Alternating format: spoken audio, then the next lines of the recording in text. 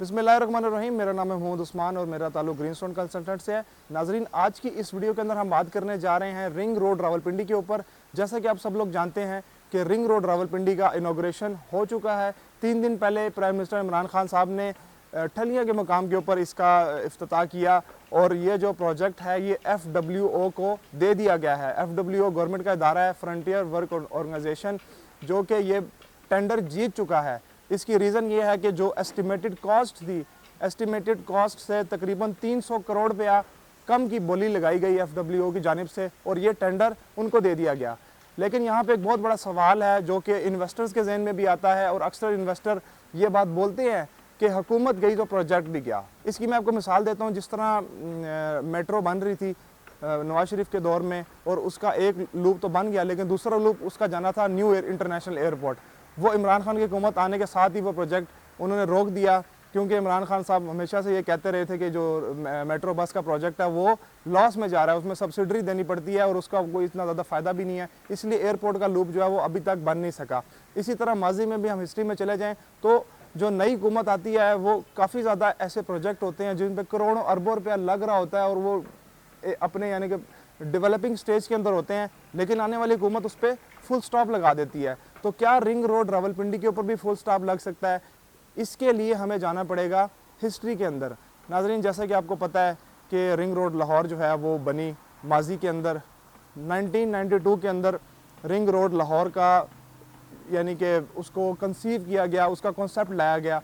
उसके बाद वो इस तरह चलती तकरीबन 2004 में जाके प्रेसिडेंट मुशर्रफ ने इनॉग्रेशन किया, ग्राउंड ब्रेकिंग सेरेमनी की और डेवलपमेंट उस पर आहिस्ता आहिस्ता स्टार्ट हुई। 2009 के अंदर प्रॉपर उस पर डेवलपमेंट स्टार्ट हुई और इस तरह चलती आप देख सकते हैं कि 2020 के करीब जाके रिंग रोड लाहौर जो है वो एक अच्छे फेज़ में पहुंची। इतना ज़्यादा टाइम लगा, इसकी रीज़न ये है कि रिंग रोड लाहौर में हुकूमत चेंज हुई, मुशर्रफ के बाद जरदारी आ गया, जरदारी के बाद नवाज शरीफ आ गया।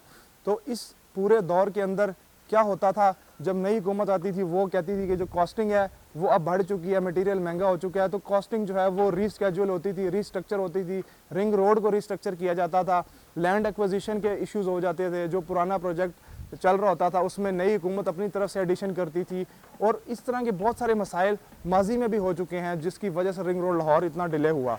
लेकिन अभी देखें हुकूमत के हालात इस तरह के हैं कि अदम एतमाद अगर कामयाब हो जाती है, कुछ दिनों बाद हुकूमत अगर चली जाती है, हम इफ़्स एंड बट्स के ऊपर बात कर रहे हैं, मैं किसी पॉलिटिकल पार्टी के साइड पे नहीं हूँ। इमरान खान साहब के चांसेस यही हैं कि वो जीत जाएंगे, लेकिन अगर अदम एतमाद जीतती है तो हम क्या उम्मीद करेंगे कि रिंग रोड रावलपिंडी किस तरफ जाएगी। तो इसी तरह वैसे भी 2023 के अंदर इलेक्शन होने हैं, हुकूमत अगर चेंज होती है तो माजी का रिकॉर्ड अगर हम देखें तो कोई अच्छे असरात नहीं रहे।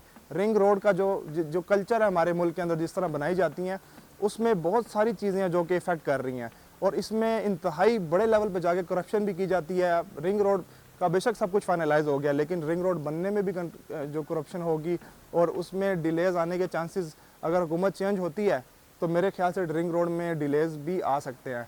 लेकिन रिंग रोड पे फुल स्टॉप नहीं लग सकता। इसकी रीज़न ये है कि अपोजिशन जमात जो अदम एतमाद है और अपोजिशन जमात के दौर में जो पुरानी रिंग रोड चलती आ रही थी, रिंग रोड लाहौर, उसको कंटिन्यू किया गया। ऑल्दो उसमें चेंजेस ज़रूर हुए बट उसको कंटिन्यू किया गया, उसको मतलब with a slow pace ring road Lahore को भी बनाया गया। इसी तरह रिंग रोड रावलपिंडी भी कोई दुश्मन प्रोजेक्ट नहीं है कि जो नई हुकूमत आके उस पर एतराज़ लगा सके या उसको नुकसान हो। प्राइम मिनिस्टर इमरान खान साहब ने मेट्रो का प्रोजेक्ट रोका ज़रूर था, लेकिन उसके पीछे एक रीज़न थी, स्ट्रॉन्ग रीज़न थी कि करोड़ों रुपए का नुकसान होता है मेट्रो चलने की वजह से। तो वो एक चीज़ थी जिसकी आप कह सकते हैं कि पब्लिक की ज़रूरत भी थी, लेकिन इमरान खान साहब ने उसको शुरू से ही ऑफेंड किया है। लेकिन रिंग रोड रावलपिंडी को ऑफेंड अभी तक कोई भी नहीं कर रहा, ना किसी अपोजिशन पार्टी ने इस प्रोजेक्ट के ख़िलाफ़ कोई बात की है। नून लीग, पीपल्स पार्टी, कोई भी ऐसी जमात नहीं है जिसने इसके ख़िलाफ़ बात की हो, सब इससे मुत्तफ़िक हैं और इस प्रोजेक्ट को कोई भी गवर्नमेंट आती है तो उसमें उसको फ़ायदा ही होगा, उसकी अपनी ट्रैवलिंग होगी, इकोनॉमिक जोन्स बनने जा रहे हैं और इनके अपने बेनिफिट्स बीच में आ जाएंगे। तो रिंग रोड रावलपिंडी इंशाल्लाह बनती ज़रूर रहेगी, लेकिन इसमें लैग आ सकता है। लैग किस तरह आ सकता है, इसकी मैं आपको थोड़ी सी एक वजह बता देता हूँ कि जो बजट अप्रूव हुआ है गवर्नमेंट की जानिब से, FWO को ठेका दिया गया है। अब नई हुकूमत अगर आती है साल बाद या 1.5 साल बाद, तो उसमें बजट का रीस्केड्यूल हो सकता है कि बजट जो है वो बढ़ रहा है, उसमें मसले मसाइल डाल सकते हैं। नई गवर्नमेंट जो होती है वो अलग तरीके से एक कॉन्ट्रैक्ट को चलाती है, पुरानी गवर्नमेंट जिस तरह इमरान खान साहब की चल रही है वो अलग तरीके से चल रही होगी। जब ऑल द वे एक नई हुकूमत आती है तो जो प्रोजेक्ट है, इतना बड़ा मेगा प्रोजेक्ट है, 22.8 बिलियन का प्रोजेक्ट है रिंग रोड का, रिंग रोड रावलपिंडी की बात कर रहा हूँ, तो इतना बड़ा प्रोजेक्ट जो है उसमें लैग्स आने के एक मेजर जो रीजंस होती हैं वो फाइनेंशियल रीजंस होती हैं। और माजी में हमने देखा कि रिंग रोड लाहौर का भी यही तर्ज रहा है, रिंग रोड लाहौर भी इसी वजह से डिले हुई है। तो रिंग रोड रावलपिंडी के बारे में भी हम ये सोच सकते हैं कि वो डिले हो सकती है, उसमें लैग्स आ सकते हैं, बट वो ज़ीरो नहीं होगी, उस पर फुल स्टॉप नहीं लगेगा। तो ये मेरी वीडियो का आज मकसद था, आपको बताना कि हिस्ट्री से रिलेट करके कुछ पॉइंट्स आपके साथ शेयर करना कि किस तरह नई हुकूमत आगे पुराने प्रोजेक्ट्स को ज़ीरो कर देती है और कौन से ऐसे प्रोजेक्ट्स हैं जो चलते रहते हैं। तो रिंग रोड नाजरीन कोई ऐसा प्रोजेक्ट नहीं है कि जिस पे कोई एतराज़ लगाएगा, कोई इस तरह के मसले मसाइल होंगे नई हुकूमत के आने से भी। नाजरीन एट द एंड मैं इसकी एग्जाम्पल इस तरह देना चाहूँगा कि रिंग रोड रावलपिंडी इस तरह बनेगा कि जिस तरह आप एक दरख्त लगाते हैं, उसको पानी देते हैं, इस तरह वो बड़ा होता है आहिस्ता आहिस्ता आहिस्ता करके, और वो फिर कई साल लगते हैं उससे बनने में। मेरा नहीं ख्याल कि रिंग रोड रावलपिंडी जो एक टाइम है विद इन टाइम बन जाएगी, थोड़ा सा डिले ज़रूर आएगा। अगर हुकूमत चेंज आती है तो फॉर श्योर इसमें डिलेज आ सकते हैं, बट अगर यही हुकूमत रही तो हम उम्मीद कर सकते हैं जो दिया गया टाइम है तकरीबन 3 साल, उससे प्लस माइनस थोड़ा सा ऊपर टाइम जा सकता है। तो रिंग रोड इंशाल्लाह बन जाएगी, क्योंकि ये एक ऑल द वे नई हुकूमत आई है PTI, जो कि अलग तरीके से काम कर रही है। जो अपोजिशन है वो माजी के अंदर एक ही तरह से काम करते रहे हैं, उसमें बड़ी चीज़ें यानी कि आप देख सकते हैं कि करप्शन के केसेस बहुत ज़्यादा हुए हैं। नाज़रीन इसके ऊपर मैं आपको एक पॉइंट रेज करूँगा यहाँ पे कि PTI की जो गवर्नमेंट है उन्होंने यहाँ पे टेंडर इशू किया रिंग रोड रावलपिंडी का, और इस पर प्राइम मिनिस्टर साहब ने ये बात हाईलाइट की कि 2010-11 के अंदर जो टेंडर दिए जाते थे और आज के जो टेंडर हैं उनकी जो अगर प्राइस कंपैरिजन किया जाए तो आज का टेंडर अभी भी सस्ता है।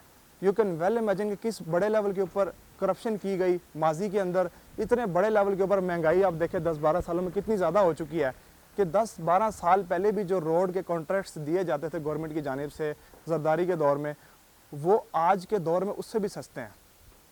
तो करप्शन का आप अंदाज़ा लगा सकते हैं। आप खुद सोचें कि करोड़ों अरबों रुपए के प्रोजेक्ट्स हैं, तो ये करोड़ों अरबों रुपए की अकॉर्डिंग टू PTI 1000 अरब रुपए की चोरी सिर्फ रोड के नेटवर्क्स में से की गई है, जो कि एस्टिमेटेड है। तो आई होप कि नाजरीन आज की वीडियो आपको पसंद आई होगी। रिंग रोड रावलपिंडी इंशाल्लाह स्टार्ट हो चुकी है और हम उम्मीद करते हैं कि ये बहुत जल्द हमारी उम्मीदों से पहले ही बनेगी। और जितने भी प्रोजेक्ट्स हैं उनके ऊपर मैं एक अलग वीडियो बनाऊंगा कि जो प्रोजेक्ट्स हैं उनको किस प्रोजेक्ट को कितना फ़ायदा होगा, कौन सा प्रोजेक्ट कितने डिस्टेंस के ऊपर मौजूद है, उसके ऊपर हम इंशाल्लाह एक अलग वीडियो बनाएंगे। इंशाल्लाह आपके साथ किसी अगली इन्फॉर्मेटिव वीडियो में मुलाकात होगी। तब तक के लिए इजाज़त दीजिए। अल्लाह हाफिज़।